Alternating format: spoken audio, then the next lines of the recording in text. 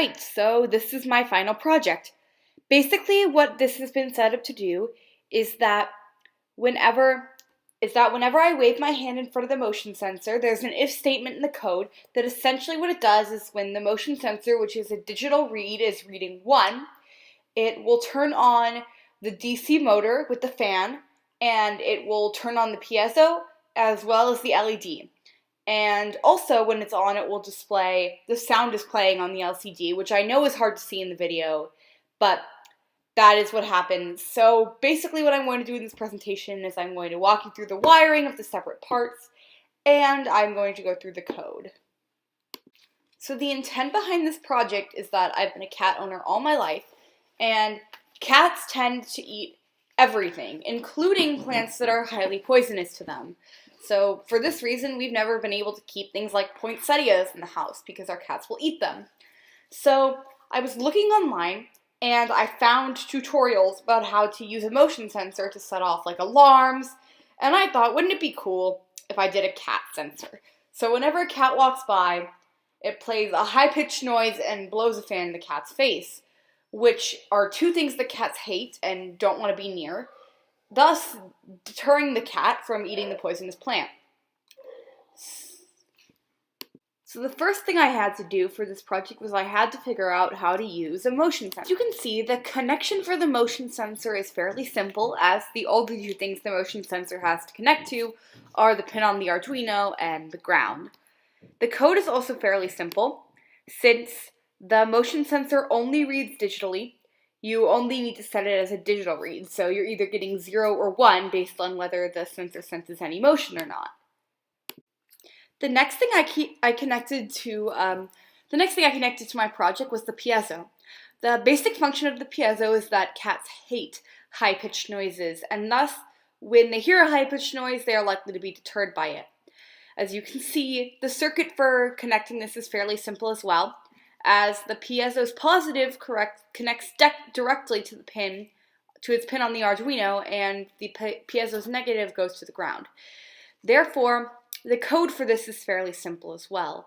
Basically, what the code does is that the code sets the piezo to a certain frequency and plays it for a certain period of time. The next thing I connected was the LED. This one is pretty straightforward. It's just that whenever the motion sensor is reading 1, the LED should turn on, and whenever it's not, the LED should turn off. The next element I attached was the LCD. What I was going to use the LCD for is that whenever the motion sensor is reading, it should display the sound is playing to inform the person that the machine should be working and that the cat should probably be scared off.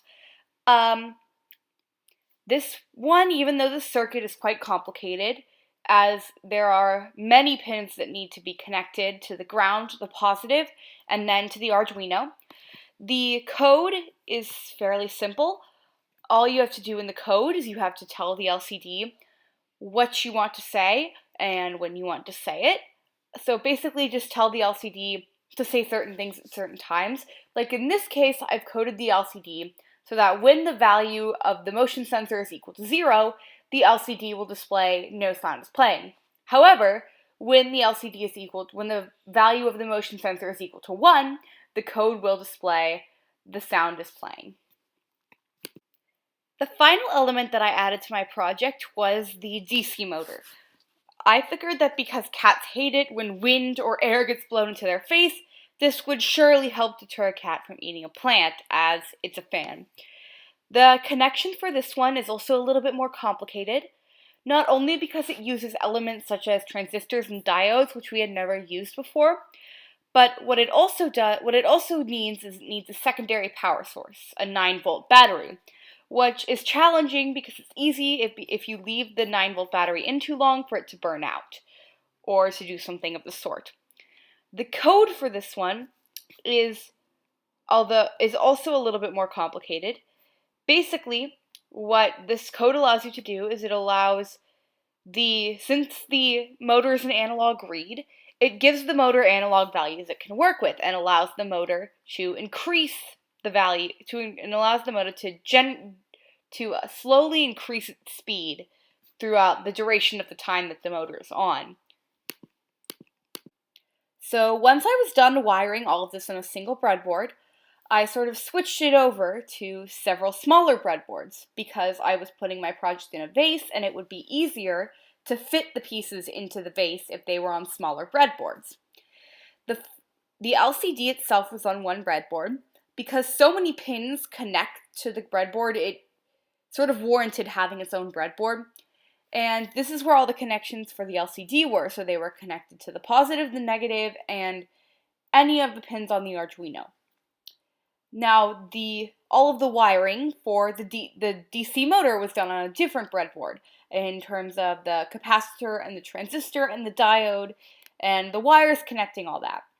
The LED, the motion sensor, and the piezo were a little bit different because they connect less through breadboards and more just directly towards the actual Arduino. So even though they may be connected to one or two little spaces on the breadboard, they're not really much connected and instead are just primarily going to their read pin on the Arduino. Read or write pin on the Arduino. Once all of this was done, I put it into a vase, and basically I covered all of the wires and the loose breadboards that could be seen. I covered them with cotton balls and flowers, so that the only things sticking out were the motor, the LCD, the LED, and the motion sensor. This makes it so that when a cat walks by the motion sensor, the system goes off without anyone seeing any of the wires or anything like that. In terms of the code, the code for this project was based off of two main if statements. The first one was if value equals 1, that is to say, if the motion sensor is reading or if it's picking up motion.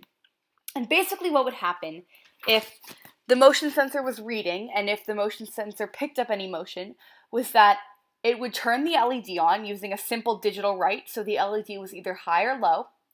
It would display the sound is on the LCD using LCD set cursor. So you would set the cursor to a specific column and in a specific row on the LCD, and it would type whatever message and it would display whatever message you wanted it to display.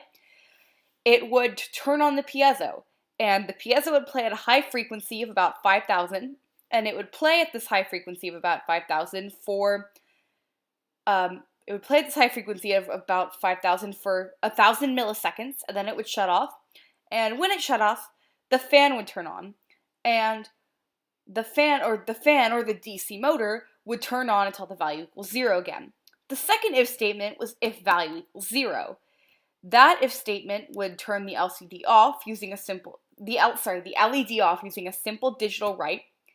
Using